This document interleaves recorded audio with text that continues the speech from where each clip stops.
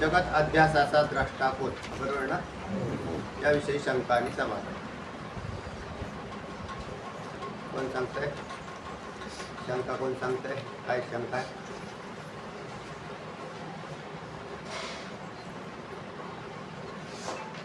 नवीन कोण अभ्यास करणार? वैष्णव काका सांग. विषयाची शंका आहे. ढोबळमानाच्या तुम्ही रज्जू आणि रज्जूवर बसणारा जगत अध्यासाचा द्रष्टा कोण? जगत अध्यास, अध्यास म्हणजे भ्रम, जगतरूपी भ्रमाचा. द्रष्टा म्हणजे पाहणारा. जगतरूपी भ्रमाला पाहणारा कोण? असा सरळ अर्थ.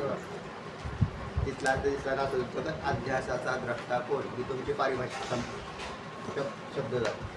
पण याचा सोपा अर्थ काय झाला? जगत म्हणजे जग, अध्यासाचा म्हणजे जगतरूपी भ्रमाचा.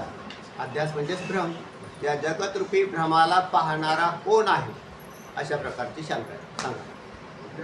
हे सोपं झालं. ढोबळमाने आपण रज्जूला अधिष्ठान मानलं हां. आणि अधिष्ठानाला असणारा सर्प हां. आणि त्याला पाहणार आहे, असे 3 पदार्थ आहेत. आता दृष्टांत आणि सिद्धांत याची शंका कशी तयार होते असं आहे. दृष्टांतामध्ये रज्जूवर सर्प भासतो. रज्जूवर सर्प भासतो, तिथं रज्जूला तुम्ही काय म्हणता?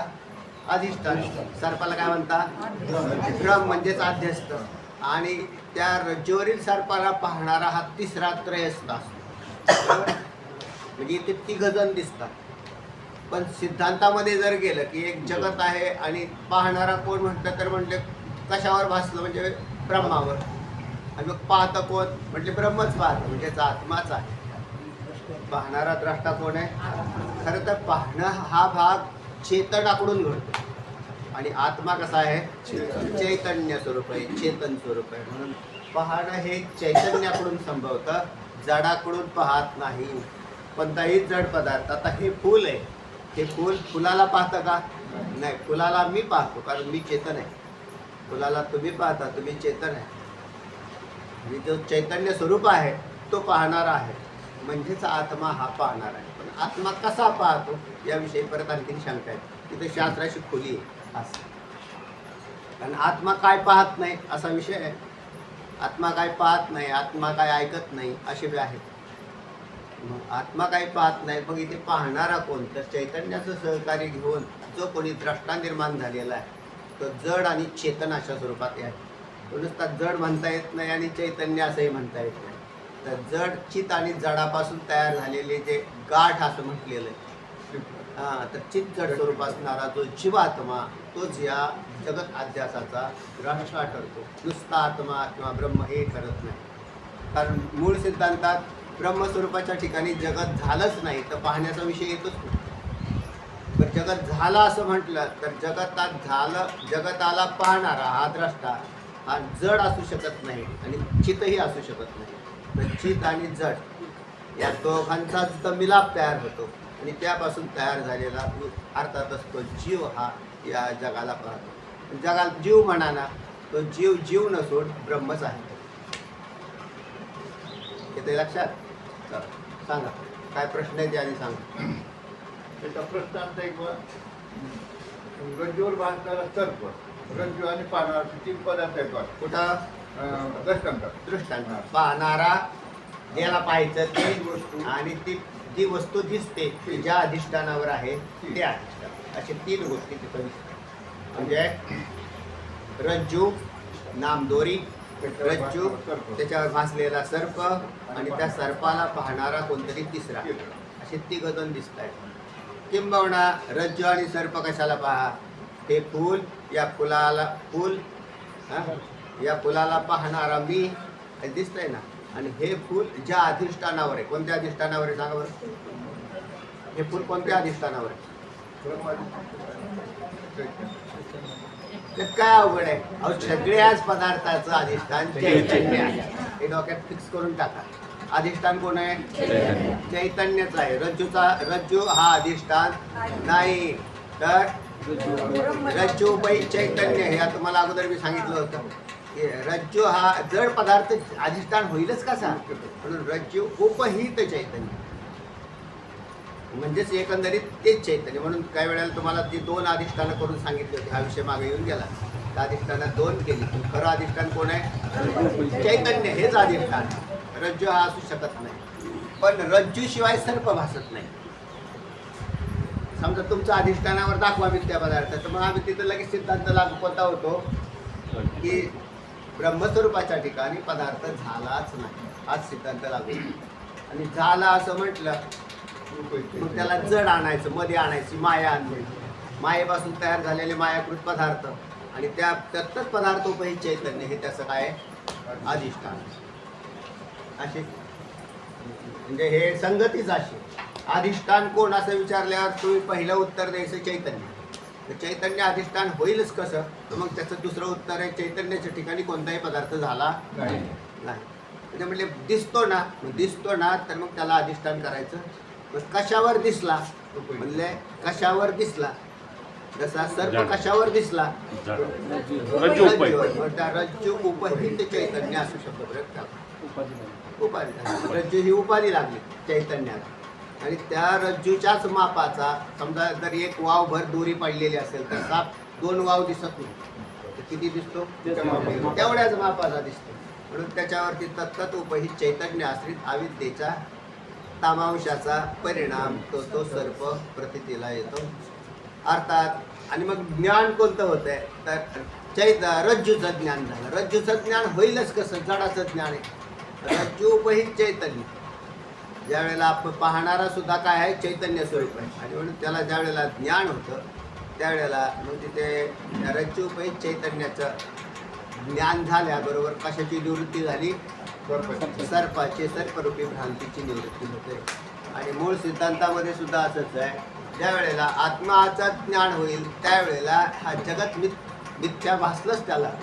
पण देह आधी काय खरा? देह संबंधी पसारा बुजगावणे चोरा रक्षणसे भासत होते. तुकोबराय म्हणते अरे देह आधी काय खरा? देह काय खराय का? नाही. तर हा देह खरा नाही, जीव खरा नाही, आत्मा खरा आहे. जीव आत्मा, त्यातला आत्मा खरा आहे, जीव मुख्य आहे, मोठा आहे. अविद्येने आला. आता आपल्यालाही हे प्रश्न आहे मोठा की का हो, मी जर सच्चिदानंद ब्रह्म असेल तर मी या जीवदशेला आलोच कसा? ते म्हणले आलोच कसा म्हणजे जोपर्यंत तुम्हाला ज्ञान नाही झालं तोपर्यंत तुम्ही आले. ज्या दिवशी ज्ञान झालं पुढे जन्म घेणार नाही, 100%. जन्म नाही रे आणि तो का म्हणे माझी भाग. पुन्हा तुम्हाला जन्म नाही प्राप्त होणार. पण जन्माला येणं म्हणजेच दुःख भोगत राहणं आणि सुटून जाणं म्हणजे जीवदशेतून गेला, परत काही अडचण नाही. म्हणून एक स्थान असं आहे की ज्या ठिकाणी आनंद स्वरूपता आहे आणि दुसरं स्थान असं आहे हे जगतामध्ये आलेले हे सगळे जीव मूळचे ब्रह्मच आहे. सगळे जीव ब्रह्मरूप आहे. पण दुःख का बघतात? स्वतःला जाणत नाहीत. म्हणून जाणल्याबरोबर मुक्त होऊन गेले. म्हणून जगत अध्यासाच्या द्रष्टा कोण असं जर म्हटलं तर तुझा आत्माच आहे. पण तुझ्या आत्म्याचं तुला ज्ञान जोपर्यंत होणार नाही तोपर्यंत तू या जगतरूपी मिथ्या पदार्थांना पाहत राहतो आणि तिथंच चावळत राहतो. मी आणि माझे, मी आणि माझे. न तरी टाके काय ओझे, मी आणि माझे. एका मग आहे तसं न तरी टाके ओझे परते ओझे. सांग चल. आणि सिद्धांतामध्ये तर अधिष्ठान जगताला अधिष्ठान असणारच. आणि त्याच्यावर भासणारे जगताचं अधिष्ठान कोण? ब्रह्मचर्य. अधिष्ठान शब्द प्रयोग केल्याबरोबर ब्रह्म. या शरीराचा अधिष्ठान कोण? म्हणजे आत्मा. आपण बोलताना व्यष्टी दृष्टीने बोलतो म्हणजे आत्मा. आत्मा आणि ब्रह्म दोन नाही, पदार्थ एकच, नाव वेगळी. या मंडपातलं आकाश आणि आपल्या घरातलं आकाश वेगवेगळे नाही, उपाध्या भिन्न, आकाश एकच. तसा आत्मा आणि ब्रह्म एक बस. आणि याचं ज्ञान कसं होईल? तच्चिंतनम तत्कथनम अन्यन्यम तत्प्रबोधनम एतदेक परत्वंच ब्रह्माभ्यासम विदुर्बुधः पंचदशिकार सांगतात. त्याच्यामध्ये तुम्ही चिंतन करा. चिंतने तद्रूपता. आणि चिंतन केल्याशिवाय होत नाही. श्रवण करणं हा एक भाग झाला. श्रवणाने मोक्ष होतो जरी आधी श्रवणेंद्रिया पाहिले एक जे गीता निधान देखिले की स्वप्नाची हे तुकले साचा सरी. माऊली म्हणतात तसं तसा मग याला काय, श्रवण हे द्वार आहे, पहिलं द्वार तुमचं प्रवेश झाला परमार्थात. ते भागवतात आलेले जे द्वार सांगितले, 7 द्वार, सप्तद्वार सांगितले, त्यात श्रवण पहिलं द्वार सांगितलेलं परमार्थातलं. श्रवणाने सुरुवात झाली, पण नुसत्या श्रवणाने सुरुवात झाली, पोचला असा नाही. गावातून निघाला मुंबईला पोचला म्हटलं असं नाही. गावातनं आत्ताशी निघाला, प्रवास सुरू झाला, तसं श्रवण आहे. तिथं श्रवण, मनन, निधिध्यासन, तत्व पदार्थ शोधन आणि त्याच्यामध्ये आलेले ते विवेक, वैराग्य वगैरे ही सगळ्या गोष्टी, आणि याच्याद्वारे तो पोचतो. पण पुढची बरेचसं काम आहे ते आपल्यालाच करायचं. सद्गुरू सहकारी आहेत, मोक्ष देणार नाही. गेला की सद्गुरूंनी ठेवा लगेच म्हटले मोक्षच देऊन टाकला, हा, ते तुमचे सहकारी आहे. आणि ज्या व्यक्तीला मुक्त व्हायचं आहे त्याची इच्छा असण्याची फार आवश्यकता आहे. कशाची? मुक्त व्हायची. ज्याला गावाला जायचं त्याची इच्छा असण्याची फार आवश्यकता आहे. ना तर टंगळ मंगळच करून येतो, नंतर येतो. अरे गाडी निघाली, बस ना बाबा गाडी. ते म्हणजे थांबा, पाणी पिऊनच आलो. तर पाणी पिऊन आला आणि काय करून आलं, तुला यायचंय का नाही? शेवटलं तुम्ही व्हा पुढं. त्याला काय नाही, इच्छा नाही. मोक्ष कोणाला होतो? मोक्ष कोणाला होतो? ज्याला इच्छा असेल त्याला. स्वप्न वेदांत सांगतो, ज्याला इच्छा असेल तो मुक्त होईल, ज्याला इच्छा नाही तर तो मग याच्यातच संसारात नाही. त्याला ते बरे, त्या इच्छेचा बाध कसा होतो? कळाल्यावर होतो. काय कळाला? संसार दुःख रूप हा कळाला. कळाल्यानंतर डोकं का लावावं?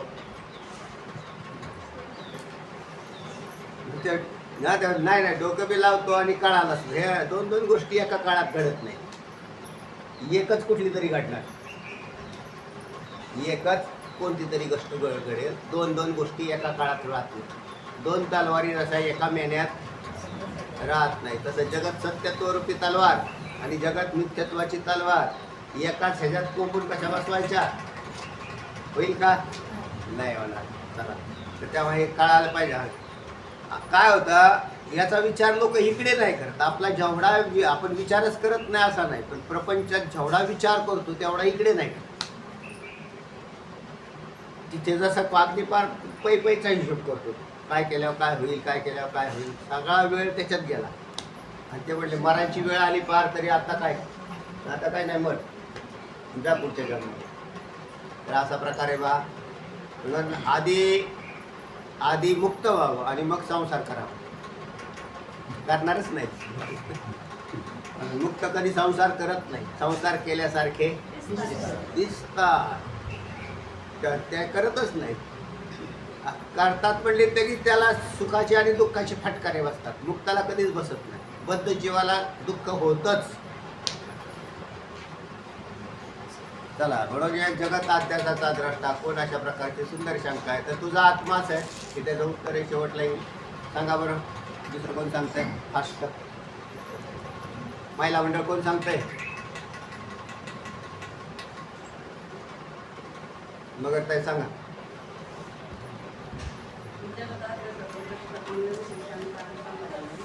पहिले झाले, शंका झाली.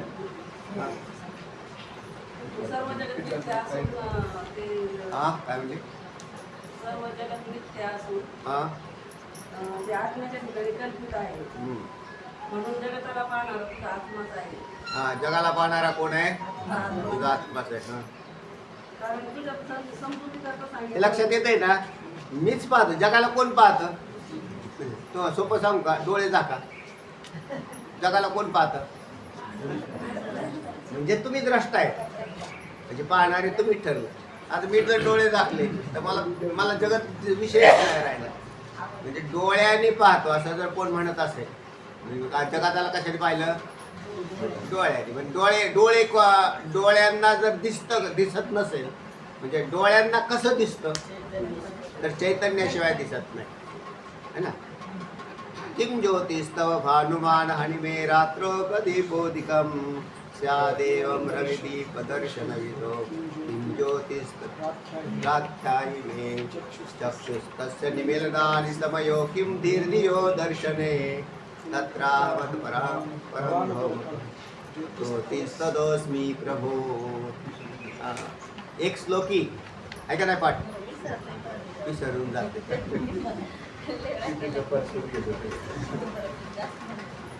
किं ज्योतिस्तव भानुमान हनिमे रात्रो प्रदीपादिकं म्हणा स्तव भानुमान हनिमे रात्रो प्रतिपादिकं चक्षुस्तस्य निमिलनादिसमये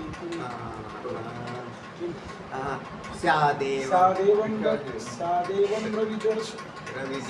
रविदीपदर्शनं भूय किं ज्योतिराख्याहि मे चक्षुस्तस्य निमिलनादिसमये किं दीर्घयो दर्शने किं तत्राहमत भगवान परमकाम ज्योतिस्तदोस्मी प्रभू.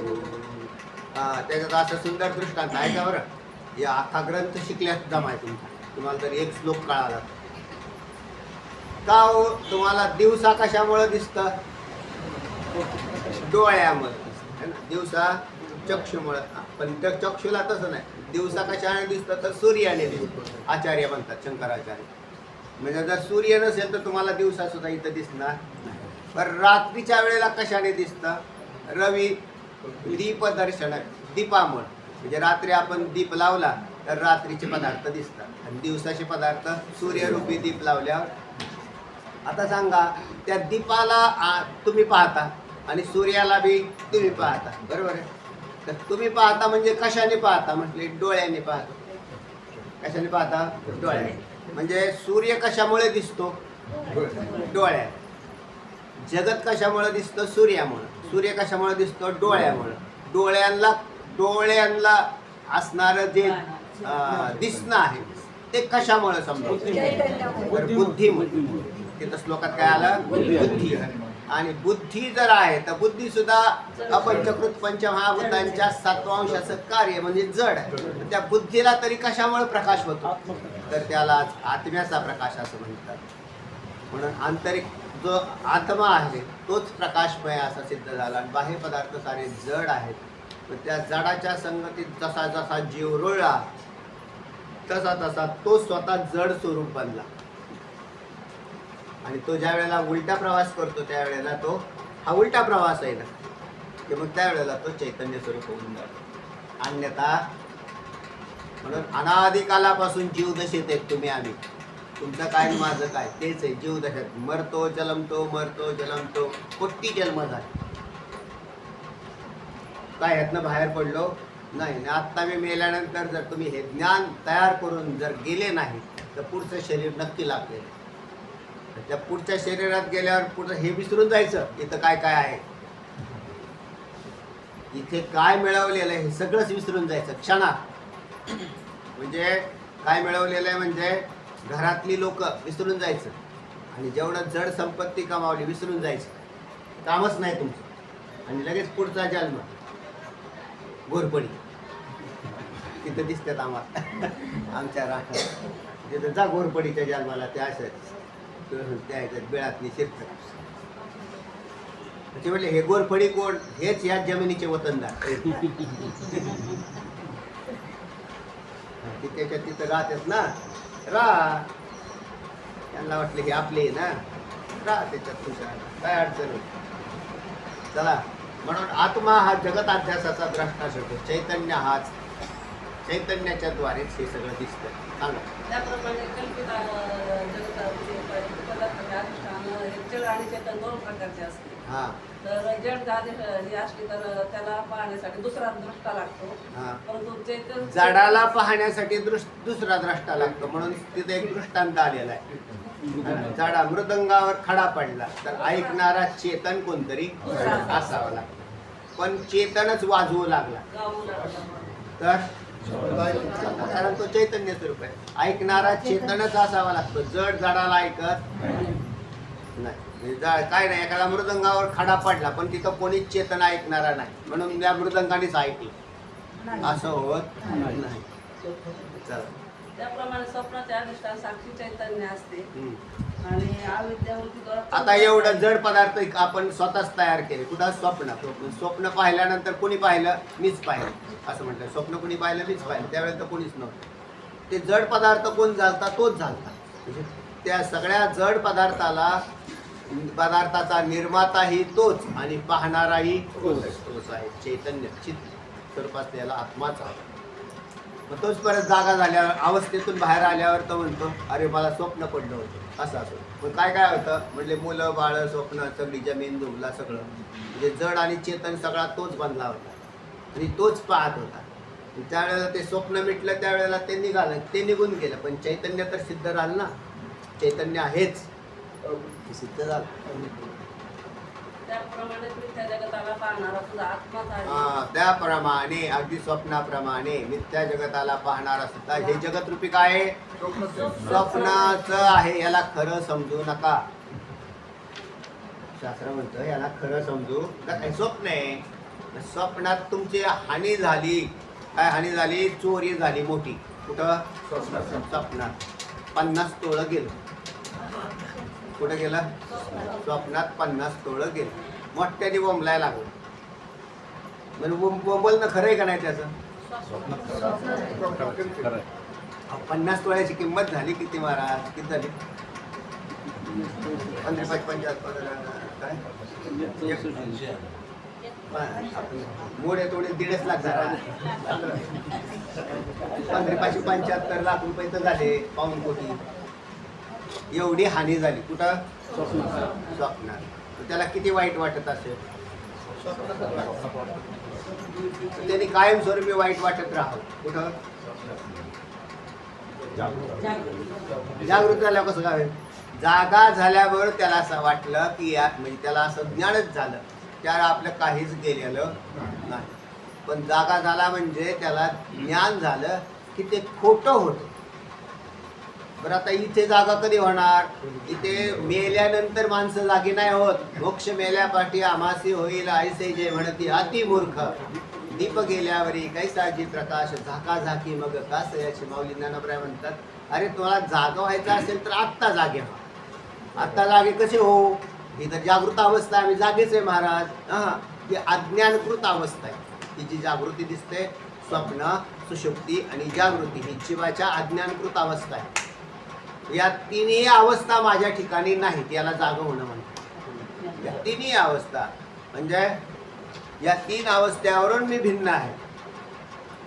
काय मांडुक्यमध्ये एक पहिला श्लोक येतो. जागृतादी माया तथाम.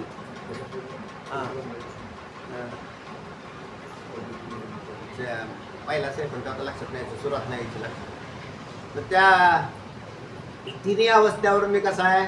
वेगळा आहे. 3 अवस्था माझ्या ठिकाणी नाहीतच. आणि ते आता मी मानून चाललेलो आहे.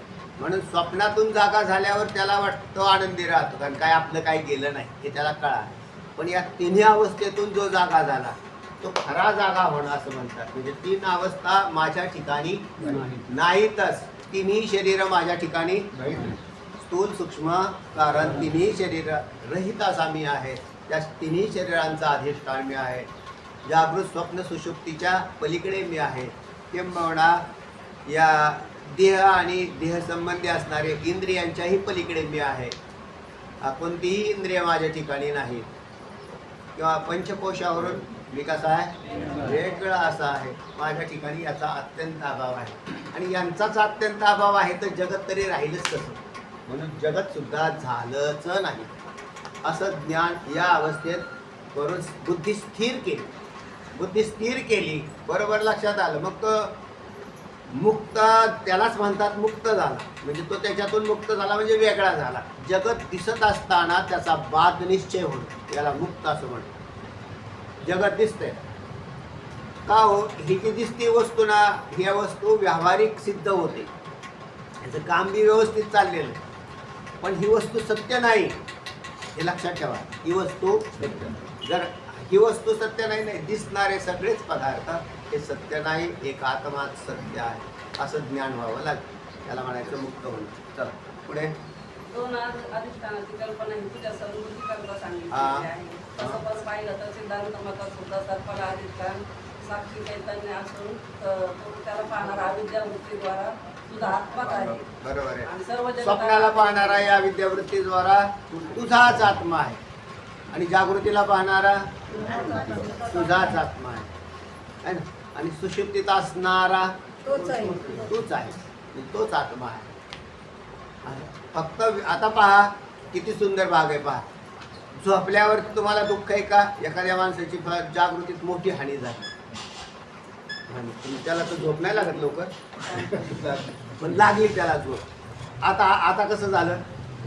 म्हणजे आता तो एकदम खास सुखाला प्राप्त झाला. तुम्हाला उद्विग्न कुणी केलं? जागृत अवस्थेने केलं. आणि स्वप्नाने बी काय काय ना उद्विग्नच केलं. जिथे जिथे तुम्ही पाहता तिथे तिथे उद्विग्न आहात. जिथं पाहणं बंद झालं त्यावेळेला तुम्ही शांत झालेले. तुम्ही पाहायचं छंद काढून टाका डोक्यातला. तुम्ही जे पाहताय ना ते सोडून द्या. तुमच्या सहित मला ऐसे जागवितो म्हणा सरसे जना सहित. तुकोबराय म्हणतात तसं, मी माझ्या मनाला जाग करतो जनासहित. लोकांनाही मी तेच सांगतो आणि मी स्वतःही तेच करतो. ऐसे जागवितो म्हणा सरसे जनासहित. कशातलं चरण आहे? फलकट तो संसार ते सार भगवंत. बरोबर. तर तेव्हा आपण आपल्या मनाला जाग केलं तर तुम्ही मुक्त होणार, नाही तर नाही होणार. मग तो त्याच्यात जो व्यवहार जितका झालेला आहे ना, लोक काय करतात त्याच्याकडे जाऊच नका. कारण लोक आहेत ते जीव आहेत आणि जीव हा नेहमी जीवकृत बुद्धीनेच विचार करत राहतो. याच्यात काही शंका नाही. सगळ्या जगातले सगळे जीव सारखेच आहेत. हा खेड्यात गेल्यावर अनुभव आला म्हणून. सगळे जीव सारखेच. मला वाटतं आपल्या इथलेच लोक जास्त चांगले अरे बरं. खेड्यातले खतरनाकच लोक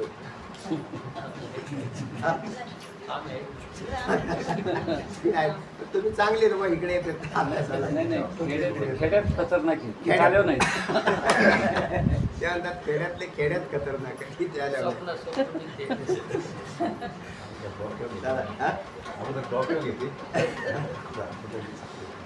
नाही आता असं आहे, ते काय आहे इथले काय तिथले काय जीवच आहेत शेवटी. आणि प्रत्येक व्यक्ती ना तो जीवकृत बुद्धीने विचार करतो. स्वार्थी बुद्धी प्रत्येकाच्या ठिकाणी आहेच आणि तो त्या ठिकाणी या जगातला फक्त एकमेव महात्मा पुरुष आहे की जो निस्वार्थी. बस बाकी सारे स्वार्थी आहे. आपण जर महात्मा नसेल तर आपण बी स्वार्थीच धरायचे. त्याला काय पर्याय नाही. आणि महात्मा या पदाचा अर्थ आत्मज्ञानी असं धराबर. नुसता महात्मा लईच मोठा महात्मा आहे, लईच मोठा महात्मा आहे असं चालतं. लोकांच्यात आता सध्या ती चर्चा जास्त आहे. लईच मोठा महात्मा आहे. तुम्हाला काय कळाला महात्मा? तुम्ही नसतंच तोंडाने महात्मे म्हणता. काय आहे तो? आंतरिक स्थितीचा तर अंदाज नाही घेता येत तुम्हाला. तुका म्हणे व्हावे आपण तरीच मान येईल. असं तुका म्हणे अंगी व्हावे जे आपण. बरोबर. चला सांगा पुढे. अशा रीतीने कल्पित जगताचे अधिष्ठान तुझा आत्मा आहे आणि तोच द्रष्टाही आहे. सोपं आहे, काय अवघड नाही. तुला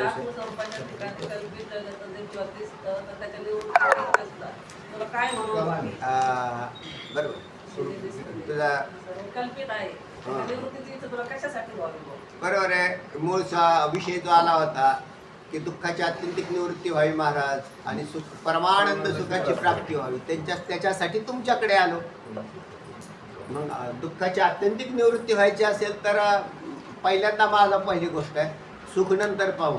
आधी लागलेलं लचांड काढा. कोणतं? ते दुःखाचं. आधी दुःख घालवा महाराज. आणि परमार्थ हा त्याच्यासाठी उभा राहिलेला आहे.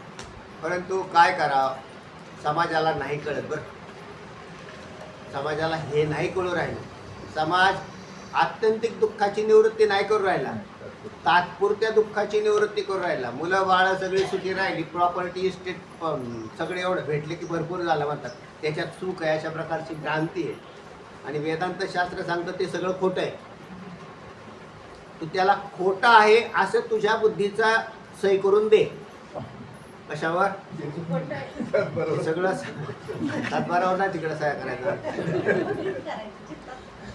ते तुम्ही हा संपूर्ण प्रपंच हा खोटा आहे असं तुम्हीच साक्षरी करा. तुम्ही सुखी व्हाल. बस स्वतःलाच करून ठेवायचं. हे काय कोणाला दाखल नाही करायचं. दाखल करायचं असेल तर सद्गुरूंकडे करायचं. महाराज मला कळालं बरं, तुला काय दुःख वाटतंय? काहीच नाही वाटत. आता सगळं जळालं तरी काय वाटत नाही.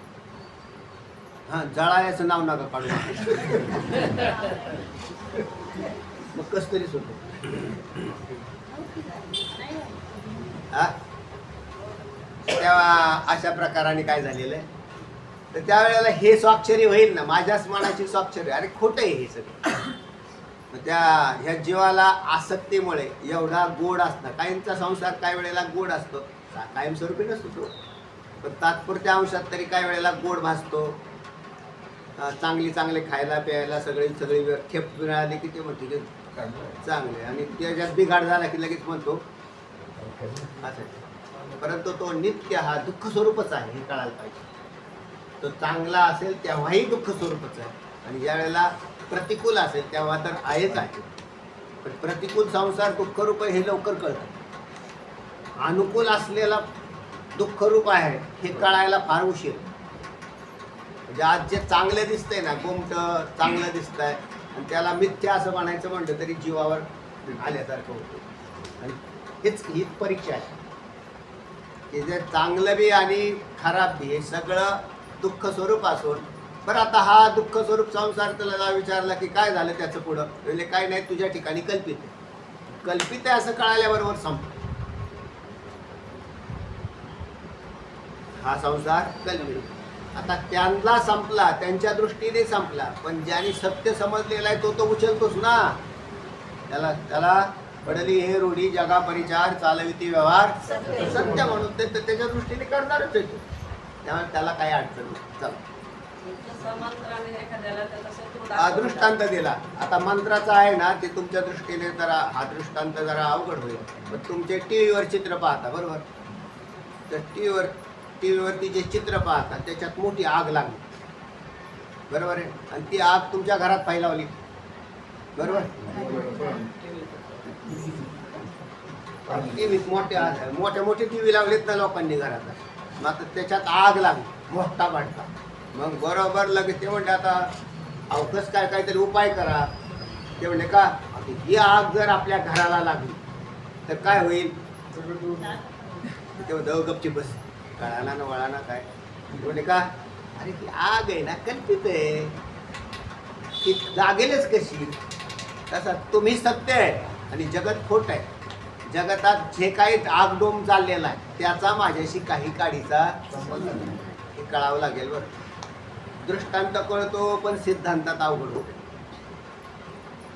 आणि अवघड का होतं तर त्याला हे मूळ सगळी मक्की कळाली पाहिजे त्याच्यातलं आतलं रहस्य कळायला पाहिजे सोपं आहे संपलं आणि संसारात जसा आहे तसा राहणं जैशी स्थिती आहे तैशा बरी राहे कौतुक आहे संसाराची काय त्याच्यात काय विशेष काहीच नाही चांगलं झालं तरी काही अडचण नाही आणि खराब बी झालं आणि वाटोळं बी झालं काही अडचण नाही सगळं गेलं काही अडचण नाही कारण ते माझ्या स्वरूपाच्या ठिकाणी नाहीच आहे कल्पित आहे आणि काही बी असतील बी आता काय बी आपल्याला किती आवश्यकता आहे खाऊ का आपल्याला फक्त नेहमी सांगत असतो खायला प्यायला लागेल एवढीच गरज म्हणजे खायला प्यायला जेवढं अन्न लागतं साधारण अन्न खावं ते बी सात्विक साधारण अन्न खावं बस थोडेफार कपडे अंगावर आपल्या आहेत एवढे असले पुष्कळ झाले काय अडचण नाही राहायला ओसरी असली तरी बी साधारण घर असलं तरी बस एवढं ह्याच्यापेक्षा दुसरं काहीच लागत नाही आणि याचा निश्चय ज्याने केला तो साधू आहे तुम्ही जनक राजासारखे मोठे महालात राहिले तरी माझं काय म्हणणं नाही कारण ते तुमचं प्रारब्ध असेल पण जनक राजाला ह्याचं ज्ञान होतं की ते हे सारं खोट आहे तुका म्हणे राज्य करिता जनक एक पाव अग्नी माझी जय काय भूमिका आहे तो साधूंच्या भूमिका आणि वनात आश्रमात झोपडे करून राहणारे किंवा अगदी 4 लाकडं उभं करून वर लिंबाचा पाला टाकलेले होते कोण लोमहर्ष ऋषी त्यांची कथा येते काय म्हणतो आणि आयुष्य तर काय प्रचंड आयुष्य आपल्या आयुष्याच्या अब्जावधी पटीने मोठं आयुष्य होतं त्यांचं 14 कल्प मार्कंड्या पडे ते लोमहर्षाचा एक लोम झडे आणि सगळ्या शरीर लोम या पदाचा अर्थ हे केस हा एक केस 14 कल्पाचा होता म्हणजे 14 कल्प सरल्यावर एक केस गळायचा आणि असे अंगाला किती केस किती एवढा उदंड आयुष्य असणारे आणि असे 4 लाकडं टाकून बसलेले होते माल नाही बांधला झोपडे काही नाही केलं त्यांनी झाले आणि तो इंद्र सत्तेवर नवीन आला त्यावेळेला तो म्हटला ते लोमहर्ष ऋषी त्यांना याचं ज्ञान होतं, कशाचं वास्तू शास्त्राचं ज्ञान होतं, प्रचंड ज्ञान त्यांच्याकडे. आणि स्वतः कशात थांबले होते, 4 लाकडं टाकून वर. ते पहिले लोक लग्नात तसं करायचे बघ, जुने लग्नावाले कोणी असतील त्याचे नुसतेच मांडव आंब्याच्या झाडा ते असे बसले. तर इंद्राला तर कोणतरी सांगितलं म्हणजे एवढा तर तुम्ही सत्तेवर आले म्हणजे इंद्राचं आयुष्य किती झालं. ब्रह्मदेवाच्या एका दिवसात 14 इंद्र मारतात, पण ब्रह्मदेवाचा एक दिवस किती, 8000 युगांचा. आता 8000 युगांचा दिवस, इंद्राचं आयुष्य किती निघत होतं ते, 571 युग का, 571. एवढं आयुष्य जगणार. आपलं तर काय 100त सुद्धा बसणार. 571 युग जगणार तर महाल किती मोठा बांधायला पाहिजे. मग त्याला आयडिया सुचली, म्हणजे पण हे अगदी तांत्रिक बांधाय, शुद्ध बांधू आपण. आणि मग ते म्हणले कोणाकडे जाऊ, ते म्हणले या विश्वात फक्त एक लोमहर्ष ऋषी त्यांच्याकडे जा, ते काय सांगतील तुम्हाला वास्तुशास्त्र. ते ज्या वेळेला इंद्र आला त्यांच्याकडे आणि तिथे जाऊन पहा असा उभा राहायला, ते म्हणले म्हणजे लोमहर्ष ऋषींचा पत्ता विसरत आला. ते म्हणले कुठे, ते म्हणले वनात. कुठे आहेत वनात, आत आत आत आत आत आला तो पाहिला. ते म्हणले मग त्याला सांगितलं कोणतरी तिथं ते बिल्ड होता त्यांनी, ते म्हणले हा हे लोमहर्ष ऋषी. त्यावेळेस त्यांनी कॅल्क्युलेशन केलं, यांच्या उदंड आयुष्याच्या तुलनेने माझं आयुष्य अगदी नगण्य. कोणाचा, इंद्राचं आयुष्य 571 युग जगणार. त्याला पहिल्यांदा डोकंच बंद पडलं. साष्टांग दंडवत घातला साधूला, असे उघडे बंब बसलेले होते त्या झाड ज्याच्या खाली आपल्या ते 4 लाकडं लावले. आणि छातीवरचं एक रुपयाच्या आकाराची एवढी केस गळालेली होती, कारण तेवढं आयुष्य संपलेलं. असं समोर बसल्यावर काय येणं केलं, अमरावती सोडून तिकडं कुठं आले. अमरावती म्हणजे स्वर्ग, इंद्रा, स्वर्गाला अमरावती म्हणतात. हा, मग त्या इकडे कसं काय आले, ते म्हटले आलो बा, पण मला एक शंका येतो. म्हणजे काय शंका, तुमचं आयुष्य तर उदंड सांगितलं जातं. म्हटले हो, आत्ताशिवाय काही एवढे केस आहेत ना, एवढी गळाली, इतके कल्प संपलेले ना, अजून ही बघ शरीराला किती. एवढं आयुष्य उदंड असताना तुम्ही चांगला महाल का नाही बांधला. चांगली एक बांधायला राहायला पाहिजे होतं ना, कारण आपल्या माणसाचं सगळं जीवन कशावर खर्च होत आहे, घर बांधण्यातच जातं. अहो ते दगडा मातीतच गेलं ते. हा, मग दगड तीच अवस्था आहे. एवढं काहीतरी करायला पाहिजे होतं ना तुम्ही. ले इंद्रा, हे किती काय आयुष्य आहे, आपल्या चिंतनाला हे काहीच उपयोगाचं नाही. म्हणून मी आपल्या ही 4 लाकडं टाकून बसलेलो आहे. किती मी भगवत चिंतन सुंदर होतं. एवढ्यात उरकून घ्यायला पाहिजे होतं का नाही, घेतलं का. त्या इंद्राला नंतर विवेक तयार झाला, कारण तो आलता कशासाठी, वास्तुशास्त्रावर ज्ञान करून घ्यायला. तर त्यांच्या जी भाषा ऐकली, म्हटले अरे किती काय आयुष्य. कोणी सांगितलं, लोमहर्ष ऋषी. आयुष्य तर उदंड होत. ते म्हणजे ह्याच्यापेक्षा भगवत चिंतनात कालावधी गेलेला किती बी भारी ना, कशाला या भानगडीत पडायचं. हा हा, भृशंडी ते सगळं नामदेवरायांचा अभंगच आहे, त्याच्यात आहे. मग त्यावेळेला त्या इंद्रायना तो विचारलंच नाही त्यांनी की मला महाल बांधायचा आहे आणि वास्तुशास्त्रानुसार मला सांगा. त्यांनी साष्टांग दंडवत घातला आणि तिथूनच निघून गेला. त्याला काय झालं की इंद्राला कळालं, विवेक झाला. आपल्याला विवेकच व्हायला, म्हणजे शास्त्राचं श्रवण जरी केलं तरी विवेक व्हायला फार कठीण आहे आणि मुक्त व्हायला अजून कठीण आहे. बोल बच्चन गप्पा आणायला सोपे आहेत काय, हा, गप्पा आणायला फार सोपे आहे. त्याला काय अडचण नाही. त्याची काय, पण त्याला विवेक जो चित्तात व्हायला पाहिजे ना, तो चित्तात नाही होत. चल संपला ना, हा संपलं. वाचा. मिथ्या जगत प्रतीतीच्या निवृत्तीचा उपाय. हा, मिथ्या जगत प्रतीतीच्या निवृत्तीचा उपाय. जसा या साधू संतांनी केला ना, थोर पुरुषांनी केला ना, आपण सुद्धा काय करायला पाहिजे. तुम्ही त्यांचेच वारसदार आहेत ना. तुम्ही माऊली ज्ञानोबा आहेत, तुकोबरायांचे हे जे एवढे फोटो लावलेले संतांचे यांचे वारसदार आहेत का नाही. त्यांनी उपाय केला आणि ते सुटून गेले आणि तुम्ही आम्ही याच्यामध्ये गुंतून बसलो बस बस काय. बरं याच्यात गुंतल्यावरती इथे लगेच त्याच्यात कर्म संगती चालू होते. कर्माची संगती लागते बरं का त्याला. म्हणजे पाप आणि पुण्य, त्या पाप आणि पुण्याचे हिशोब आणि त्याची फलं आणि त्याच्यामध्ये हे सारे जीव त्याच्यामध्ये गुंतून बसतात. हा तुम्ही सुटून गेल्या तुमच्या पाठीमागं न पापम न पुण्यम न पापम न सौख्यम न दुःखम ना न मंत्रो न तीर्थम न यज्ञान वेदा न भोजनम नैव भोग्यम न भोक्ता चिदानंद रूप शिव शिव. हे लक्षात ठेवा.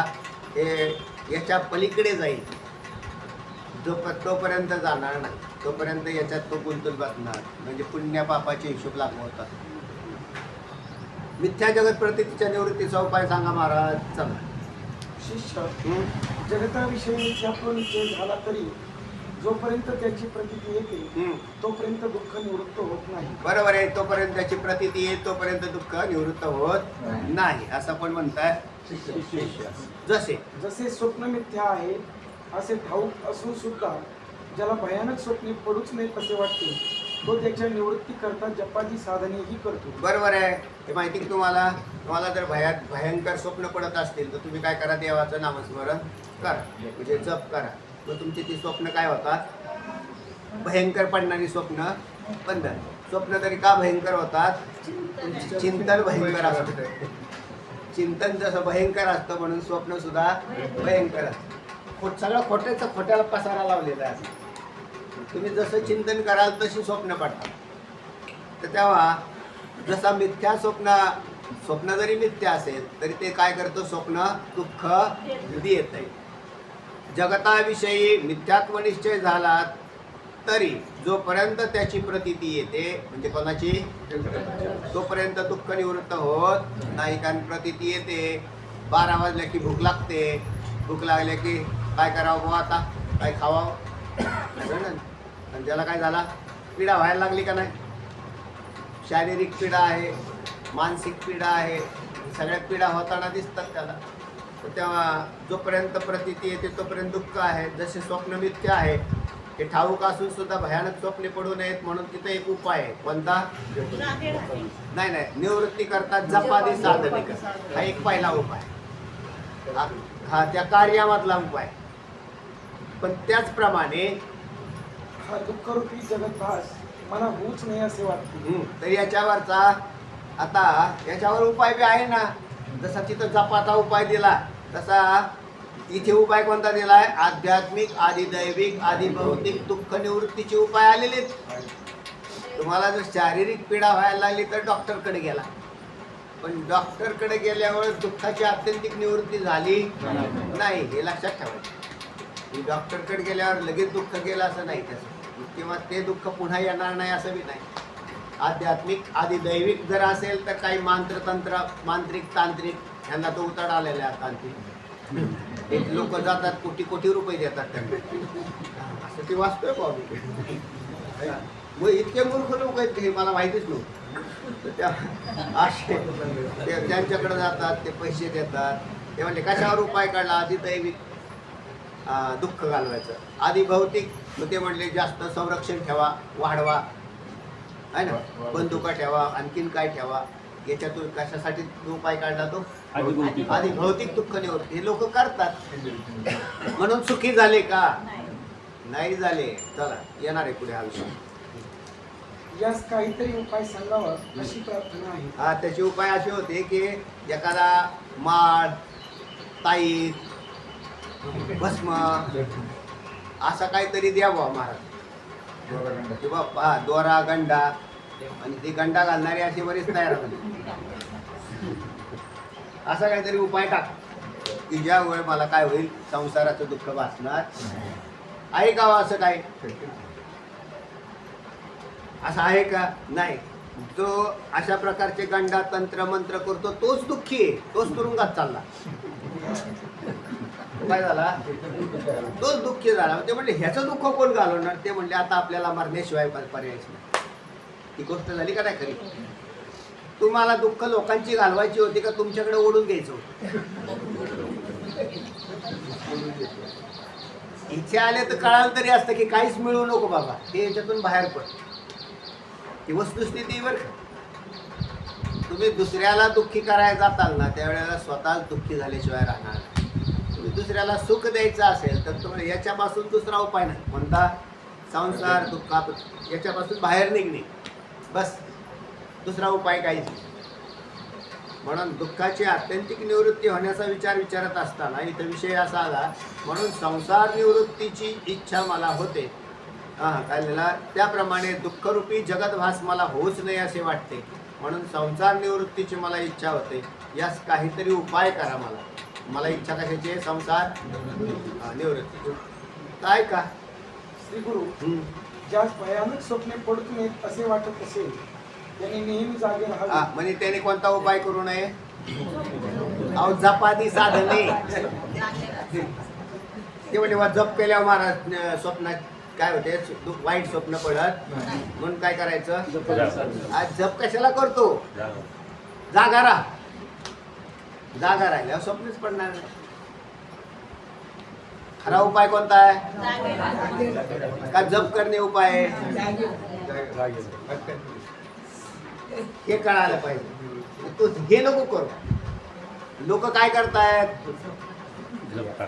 आध्यात्मिक, आदिदैविक, आदिभौतिक दुःखाच्या निवृत्तीसाठी उपाय करतात का जागे झाले? पहिली गोष्ट लिहा, माझ्या ठिकाणी संसार दुःख यत्किंचितही नाही याचा निश्चय झाला. ऐका बरं, लक्ष देऊन ऐका.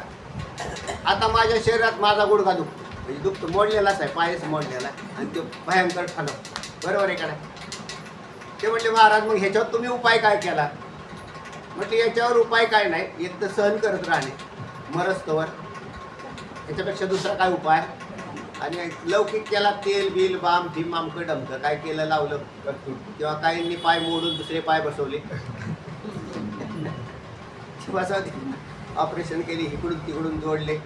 ते म्हणले आता खालीच बसता येईना.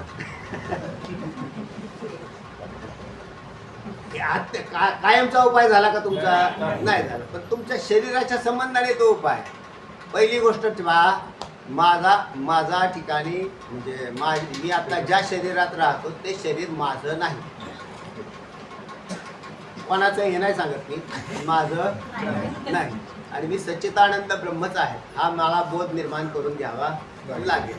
आणि मग हे शरीरात जेवढं काही शारीरिक व्याधी असेल किंवा अन्य संसाराच्या काही व्याधी तयार झालेल्या असतील, तर या माझ्या आत्मस्वरूपाच्या ठिकाणी यत्किंचित नाही. हाच उपाय आहे. याला म्हणतात जागं होणं.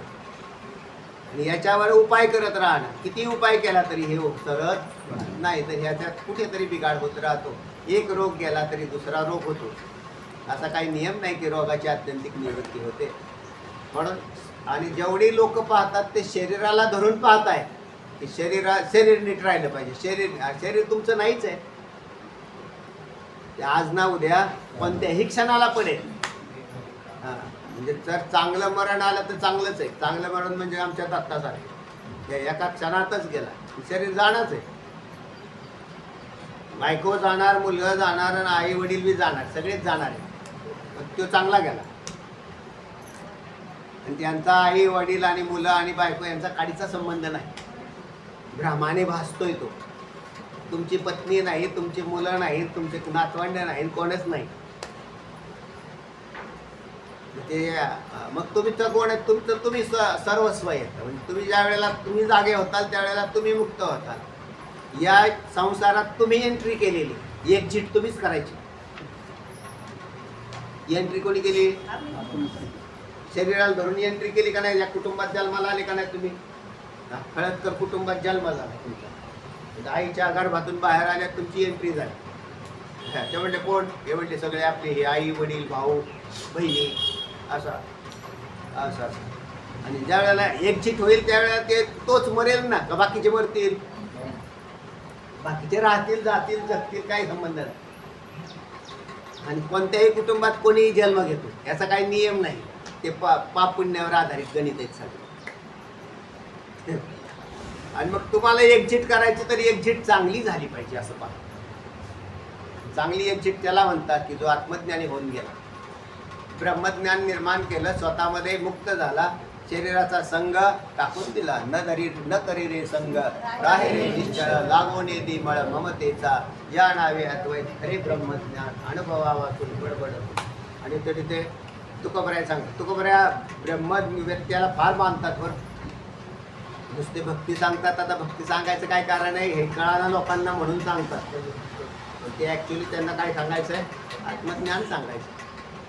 चला, तेव्हा भयानक स्वप्ने पडूच नाही याच्यावर सर्वोत्तम उपाय कोणता आहे? जागे राहणे, जपादी साधने नाही. आणि मग तुम्ही इथे सुद्धा तुम्हाला असं वाटते ना दुःखाच्या आत्यंतिक निवृत्तीचा उपाय सांगा महाराज. जागे राहा, जागते रहो. हा? या निशा सर्वभूतानां तस्यां जागर्ति संयमी यस्यां जागर्ति भूतानि सा निशा पश्चतो मुनी. एखाद्या मुनीसारखं जाग राहा. चला पुढे. त्याप्रमाणे एक वार तुम्ही इथं आल्यावर जसे बॅटरी चार्ज होतात ना तसे चार्ज होतात का नाही बॅटरी चार्ज? लगेच बॅटरी चार्ज झाली होते असं कसं काय? हा, पण तिकडे गेल्यावरती बॅटरी डल झाली की दुःखी दुःखी दुःखी दुःखी दुःखी चला रे बरा चार्जिंग तरी करून. हा, आणि इथे चार्जिंग म्हणजे काय होत आहे? हाच विवेक जागा होतो. इथलं चार्जिंग आहे ते विवेक आणि वैराग्याचं चार्जिंग. हे जागा झाल्यावरती लगेच चिंतन करा. जर करत असला तर घरी गेल्यावर अवश्य चिंतन करा. आणि काही संसारात असणाऱ्या लोकांचा आपल्याला द्वेष करण्याचा काही अधिकार नाही. ते असेल ना त्या ठिकाणी असू द्या, ते जसे असतील तसे असू द्या, पण मला जागं व्हावं लागेल. मी जर त्यांच्याबरोबर जास्त लपेटलो गेलो, बांधलो गेलो, ते तर माझ्या चित्ताचा दोष आहे. म्हणून तिथे राहून सुद्धा पद्मपत्र माम बसा. जसं कमळाचं झाड पाण्यात राहतं पण सडत नाही, कारण त्यांनी काय ठरवलेलं आहे, आपला याचा काही संबंध नाही. तसे साधूची जीवन आहे. आणि जीव मात्र असा आसक्त होतो आणि मग पुन्हा दुःखी होतो. जो दुःखी होतो तो जीव, जे दुःखातही आनंदी असतात ते साधू. चला, त्याप्रमाणे ते एक कला आहे बरं. आणि ती स्वतः हा म्हणजे प्रत्येकाने हस्तगत करावी. याला म्हणायचं परमार्थ. नुसते लिंबन नारळ आणि उदबत्त्यान नारळ फोडले, हार घातले, गुलाल टाकला तर गावातले दिसतात ते अशी गुलालाची पट्टी लावली. तुम्हाला गुलाल लावते, काय गुलालाचं काय करते?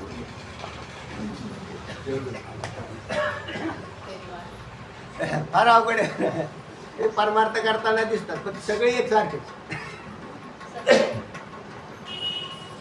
नवीन अनुभव यायला लागला तिकडे गेल्या. माझा दृष्टिकोन तोच की माणसं पाहिले की मला ते दिसतात.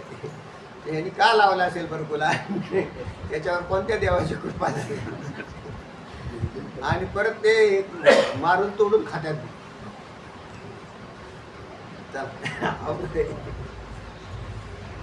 ज्यास भयानक स्वप्ने पडूच नाही तसे वाटत असेल हा त्यांनी नेहमी जागे राहावे. हा, हा जपादिकांपेक्षाही एक उत्तम उपाय आहे. उत्तम उपाय आहे. जप हा काय उत्तम उपाय नाही. जागच राहा. संसार दुःख निवृत्तीसाठी मी आध्यात्मिक आधी दैविक आधी भौतिक उपाय हा ठीक आहे. मला काय म्हणायचं आहे, लेस ठणकत असेल तर कॉम्बी फ्लॅम घ्यायला काय अडचण, गोळी मिळते ना. टांग दुखतोय आम करम ना मा, हे कायमचे निवृत्त कसं काय कायमचं होणार? कारण ते शरीराबरोबर आलेलं आहे, शरीराबरोबर जाईल. फरक पडला तरी तुमचं प्रारब्ध, आणि नाही पडला तरी प्रारब्धच धरायचं. डॉक्टरला दोष द्यायचा नाही. डॉक्टर हा काही देव नाही. डॉक्टर तुमच्यावर दया करेल, समजा देईल किंवा काय त्याला जेवढं ज्ञान असेल, शिकलेला असेल त्या पद्धतीने तो काम करेल. पण त्याच्यापेक्षा तो काय करू शकत नाही, कारण तोही मरणारा आहे. डॉक्टर मरणारा आहे आणि हे त्याचं त्याला ज्ञान बी आहे. असे बरेच सज्जन डॉक्टर आहेत बरं का, काही काही त्यांना ते कळालं किंवा हे काही नाही, काय कामाचं नाही. प्रपंच, भौतिक प्रपंच हा काही कामाचा, त्यातलं दुःख निवृत्त होतच नाही. करून करून किती करणार? मग उपाय आत्यंतिक दुःखाची निवृत्ती हाच. चला, म्हणून कायम जागं राहावं.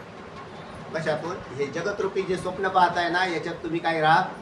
जागे राहा. जागे राहा म्हणजेच विवेक, वैराग्य, समाधी, षटक, मुमुक्षुता, अंगी बाणा आणि श्रवण मनन निधिध्यासन तत्व पदार्थ शोधन ही साधना अंगीकारा याला म्हणायचं साधकाला नेहमी हेच सांगावं लागेल.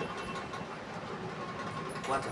ज्या जगतादी संसार दिसूच नाही हा असे वाटत असेल त्याने आपल्या ब्रह्मरूप आत्मज्ञानाची जागृती नित्य ठेवावी नित्य ठेवावी. आणि हे साधन आम्ही तुला पूर्वीच सांगितले आहे. पूर्वी सांगतो, आता सांगतो, नंतर मी हेच साधन सांगणार तुम्हाला. काय राहा, जागे राहा.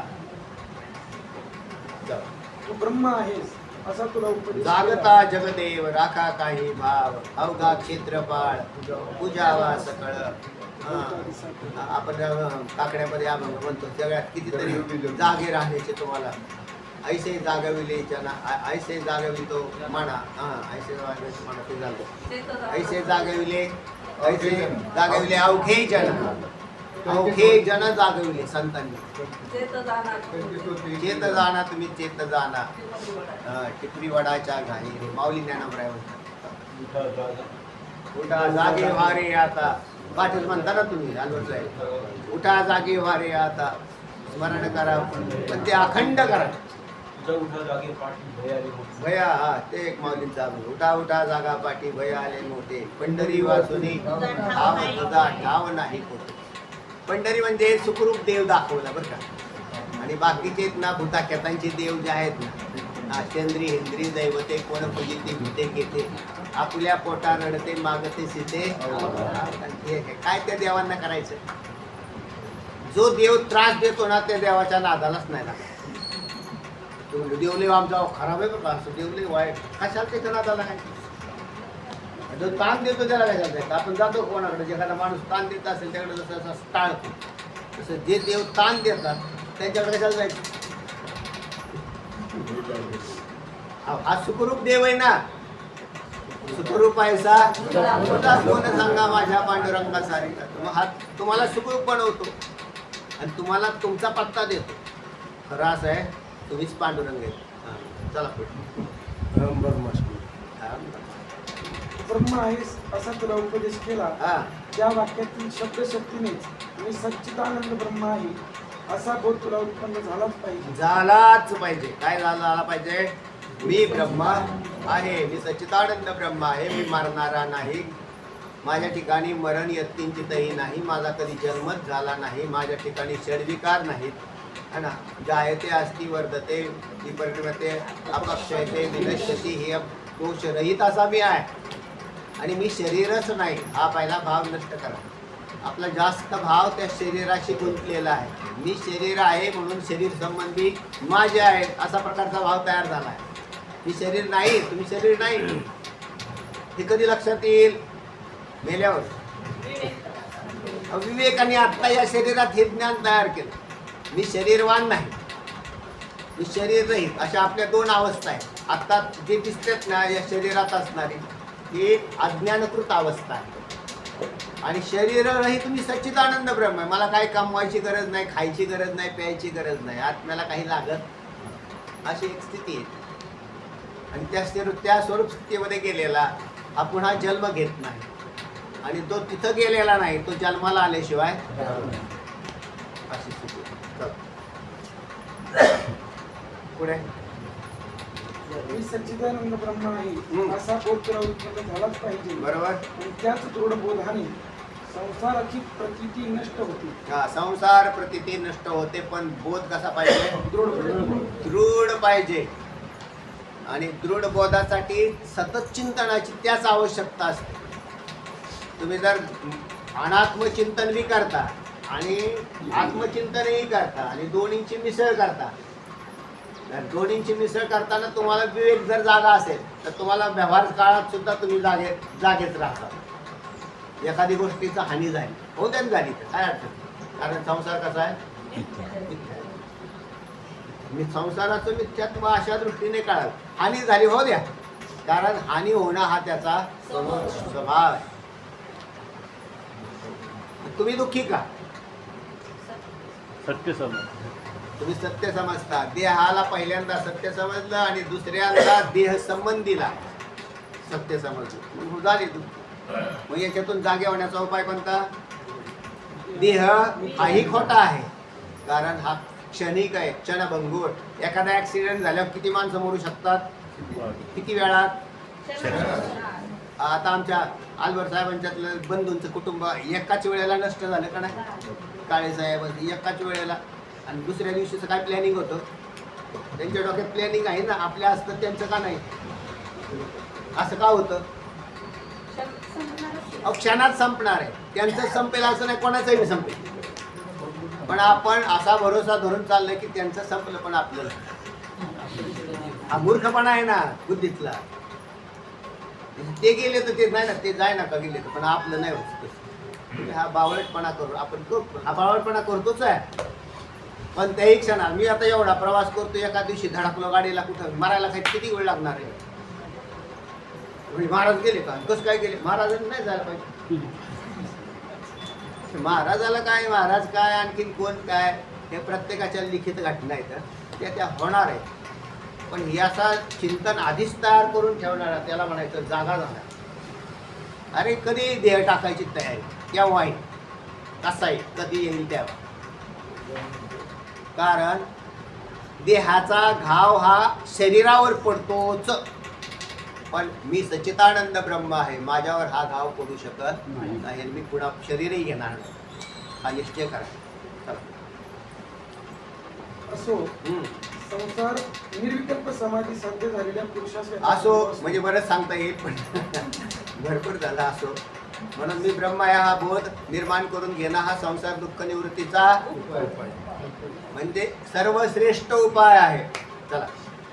संसार दुःख निवृत्तीस या वाचून दुसरा उपायच नाही, दुसरा उपायच नाही. असे थोर ऋषी मुनी व साक्षात वेद स्वमुखाने सांगितले. म्हणून तर काय लो महर्षी ऋषी काय बावळट होते का, ज्याला विवेक झाला तो इंद्र सुद्धा काय बावळट होता का, तो निघून गेला का नाही बिचारा. आणि आपण किती शहाणे की आपण महाल बांधू राहिलो, लक्षात येत आहे ना. आपण किती शहाणे, आपण पाहू राहिलो हा भौतिक प्रपंच काही कामाचा नाही, त्याच्याशी काही संबंध नाही. आपल्याला फक्त साधारण अन्न लागतं, साधारण वस्त्र लागतं आणि साधारण घर लागतं, विशेष काहीच लागत नाही.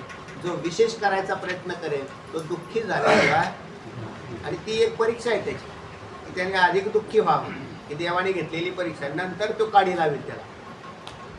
ते एक अंमळनेरकर महाराज, सखाराम महाराज होते, ते वारीला जर निघाले तर ते त्यांनी जी कुटी गेलेली असायची ना त्याला काढी लावायची.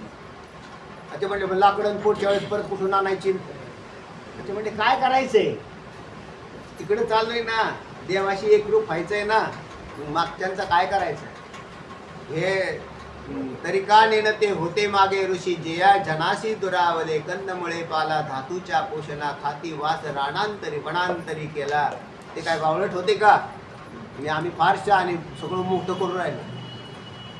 काय म्हणून हा मोठं प्रारब्ध असेल तसं राहू, तुम्ही लगेच पेटवा पेटवी करू नका.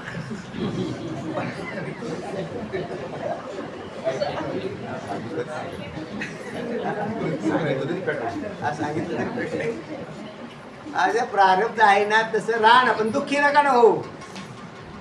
तुम्हाला ही कला आहे ना, ही एक जीवन कला आहे. दुःखी कशासाठी व्हायला, काय नाही, काय जसं असेल तसं, त्याच्याशी काही संबंध नाही त्याच्या, आणि ते होतच राहणार. ही ज्याला कला आत्मसात झाली ना तो दुःखात आनंदी असतो, आणि ज्याला ही कला नाही ना तो रडकाच. काही माणसं कायम रडके राहतात, ते रडणं हा जीवपणाचा मोठा भाग आहे. जीव ब्रह्माच्या अभेदाविषयी शंका. आता पुढचा येतं येणे की जीव ब्रह्माच्या अभेदाविषयी शंका. खालचं पान वाचा तेवढं, शिष्य नाही, शिष्य बराच मोठे, खालच्या पानापर्यंत चला, निम्म भाग थोडंफार. शिष्य आता जीव ब्रह्माच्या अभेदाविषयी, अभेद या पदाचा अर्थ आहे ऐक्य. जीव म्हणजे तुम्ही आम्ही असं धरले, गृहीत धरले, आणि दुसरं कोण धरलं, एक ब्रह्म धरलं. तर यांचा भेद आहे का अभेद आहे, अशा प्रकारची पहिली शंका आहे. तर आम्ही नेहमी म्हणतो तुम्ही ब्रह्म आहात, तुम्ही ब्रह्म आहात, किंवा तू ब्रह्म आहेस. महाराज मी ब्रह्म आहे, पण माझ्यामध्ये आणि ब्रह्मामध्ये बरेचसं अंतर आहे, बरेचशा प्रकारचे काय दिसतात, भेद प्रतीला येतात.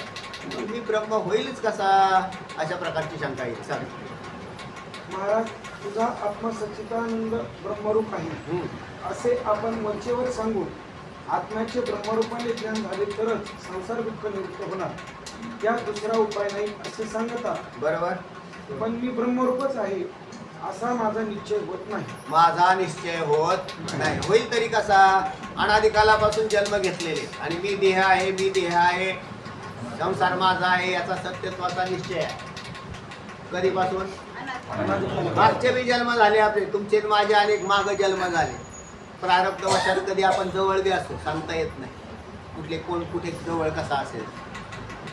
कदाचित नसो बी, कोण एखादा आफ्रिकेत असेल, एखादा अमेरिकेत असेल, एखादा भारताच्या भूमीत असेल, एखादा कुठं आणखी तिसऱ्या पातालात स्वर्ग, किती स्वर्ग मृत्यू पाताळ सगळे पडलेले बोल. कोण कोण कुठेतरी भ्रमंती करून आलेला आहे आणि प्रत्येक त्या ठिकाणी गेला. हे बावचळतात का नाही? ब्रह्मदेव बावचळला त्याला जगत खरं वाटतं.